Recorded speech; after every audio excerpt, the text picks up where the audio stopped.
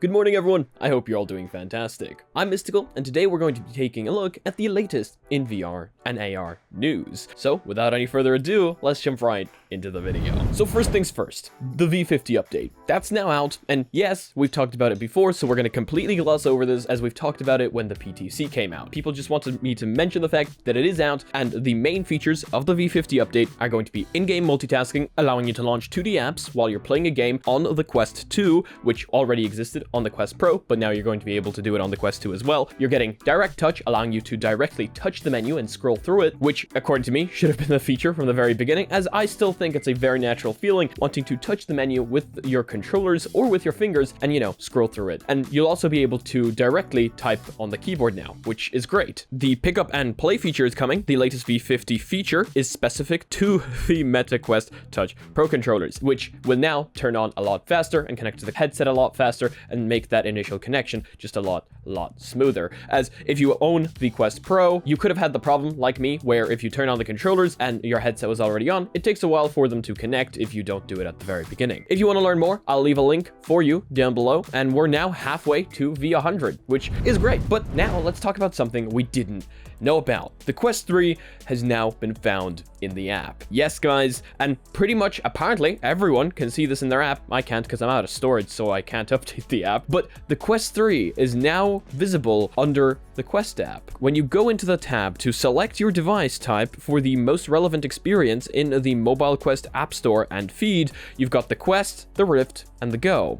And under Quest, you've got Quest, Quest 2, Quest Pro, and now Eureka. And as mentioned on Reddit, the name of its internal prototype was changed from Eureka 865, which refers to the Snapdragon XR2 Gen 1, to Eureka, suggesting a switch to the next SoC generation, the Snapdragon XR2 Gen 2, which the Quest 3 is supposed to have. This would make a lot of sense, and this was initially posted by Sadly It's Bradley on Twitter, or at least this is the earliest post of it that I can find. I guess external Quest 3 dev kits are starting to go out. Same thing happened with Seacliff Quest Pro, when more external dev kits of that went out too. So I do wonder whether we're going to be seeing leaks of dev kits showing up on the internet anytime soon. I know that in the past they used to do some funny stuff, like for example with the Quest 2, they made some really funny dev kit boxes to send that out and completely hide the fact that it was, as a matter of fact, a Quest 2, so I would be interested to find out what they're doing with it this time. But as pointed out by another user, you can update to the app yourself right now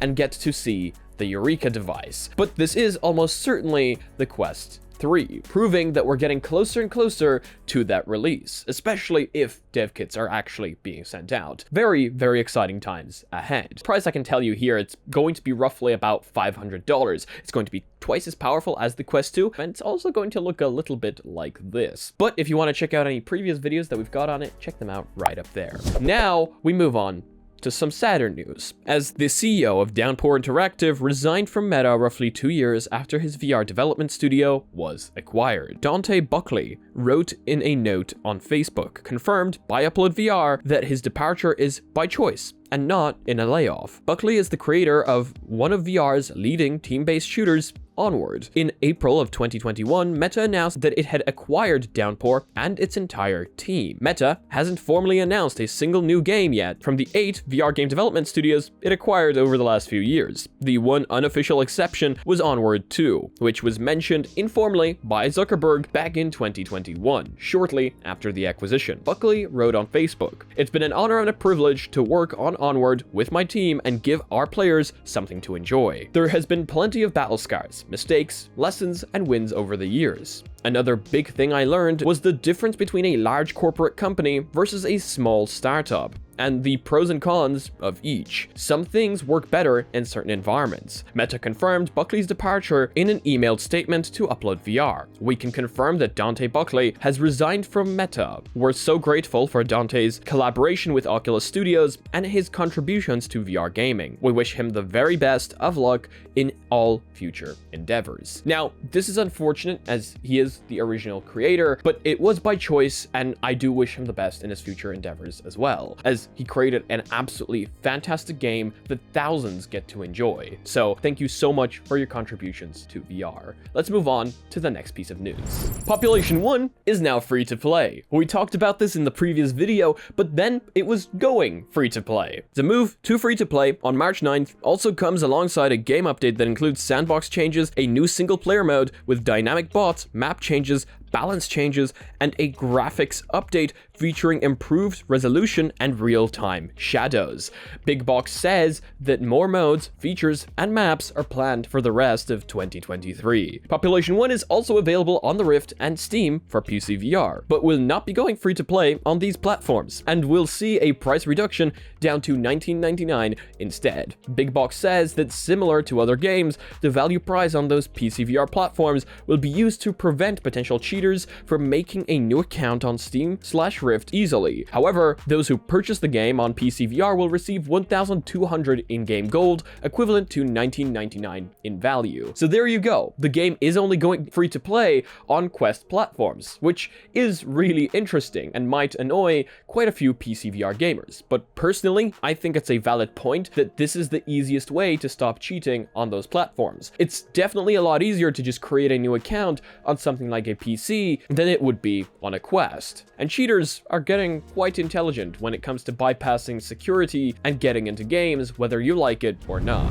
Microsoft Altspace has now been shut down. And as noted by Andy Fiddle on Twitter, it was shining brighter than ever before it did go down. Once the focus of a faithful redemption story, Microsoft is getting set to shut down its adoptive VR app, Altspace VR, finally putting an end to one of the earliest VR social platforms. Launched in May of 2015, Altspace is officially headed for long sleep. If you're looking to bid Altspace VR goodbye, there's actually a ton of events going on right now, which will take users all the way up to when the server shuts down. It's uncertain exactly when the servers are set to switch off. However, Microsoft suggests downloading all relevant data before March 10th. So in case you do have any relevant data, do download it before the end of today, and hopefully you still manage to do that. And maybe the game is possibly still up when this video goes up, but my videos usually go up sometime after 6 p.m, so I'm not entirely certain about that. Hopefully those of you that loved Altspace VR got to play around with it a little while longer just before it shut down and bear it a good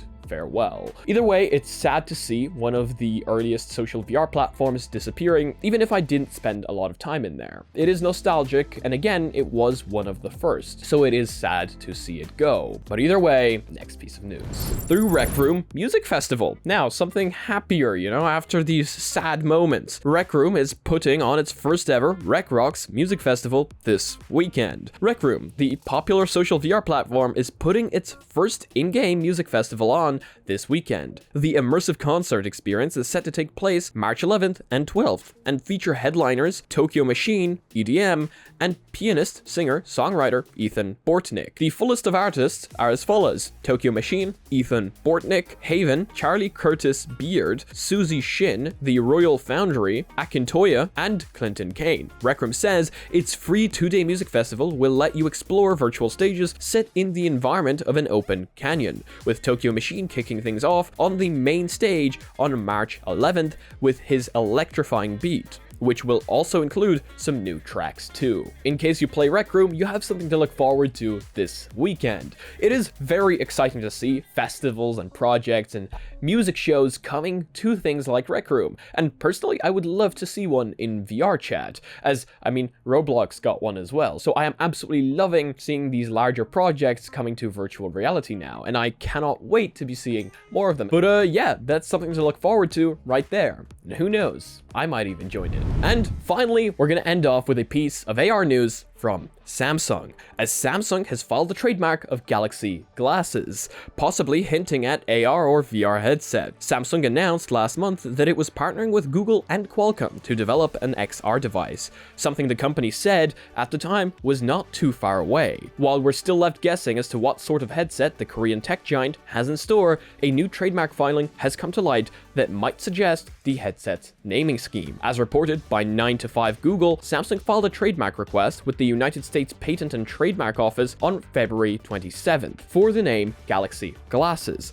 In its description, the trademark registration is set to cover the categories of virtual reality headsets, augmented reality headsets, headphones, smartphones, and smart glasses. Really? Smartphones and headphones? That's really interesting, unless they're planning on putting, like, slapping a smartphone on the side and putting, I mean, the headphones part maybe not far off, as you kind of would want headphones on something like this, or at least some form of headphones, even if they're not directly on ear or over ear. But smartphones? That kind of confuses me, unless it's just that you can put a SIM card into it, which I guess would kind of turn it into a smartphone. Also, just a big heads up to any AR companies developing things in the future. Please make a left eye model. I know that this is very specific to me, but I've actually been unable to properly enjoy any AR headsets developed to this day, which is really sad for me as someone who actually really wants to enjoy something like this, because I have this thing where I barely see on my right eye. If you like imagine the FOV being absolutely tiny, that's basically me. Like, I can see stuff with my right eye. I can like see hands and I can tell apart objects, but I wouldn't be able to read on it, which means that if something shows up here, unless it was like massive, I'm not actually able to properly read it. So